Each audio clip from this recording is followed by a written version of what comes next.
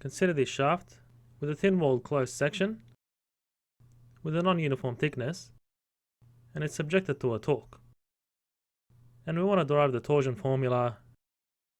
So if we consider an element with a finite length delta S cut out from the shaft, then we have the following average shear stresses at points B and C, and on this side we'll have a complementary shear stress acting at point B and also a complementary shear stress acting at point C. So given the infinitesimal length of this element in the Z direction and taking a force equilibrium, we have the average shear stress on the side at point B multiplied by the area gives the force. So that will be the thickness by dz. And that's equal to the force on the other side. So that'll be tau dash by the thickness T dash by dz. So by force equilibrium, we have tau multiplied by T is tau dash by T dash.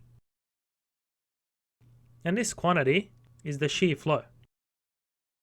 So by equilibrium, the shear flow is constant along the cross section. Now consider an infinitesimal element with a length ds.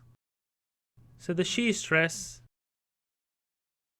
multiplied by the thickness of the element by the infinitesimal length gives the force, and multiplying this by the perpendicular moment arm to the centroid, which will denote d, gives the infinitesimal torque acting on this element. And then if we integrate this along the length of the entire section, we obtain a torque acting on the section.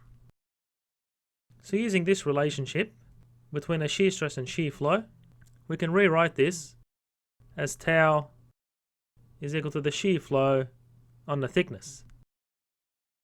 And if we substitute for the shear stress, we get Q on T, and the T's cancel. So what we get is the torque is the integral over the length of the section, and we can take Q outside the integral, given this condition where the shear flow is constant. So we have d integrated over ds.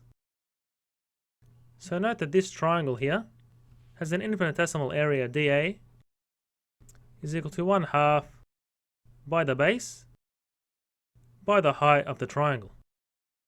So from this we have 2dA is equal to d multiplied by ds. So we can replace this with 2 multiplied by dA, and therefore we get an integral over the area of the cross section, which is enclosed by the center line of this wall. So therefore the torque is equal to 2 by the shear flow, which is the shear stress by the wall thickness, and that's multiplied by the area of the section enclosed by the center line. So this gives the torsion formula, which is a shear stress is equal to the torque over 2 by the area by the thickness. So note that we take the area as the internal area of the cross section, because the wall thickness is much smaller than this area, and it's a good approximation.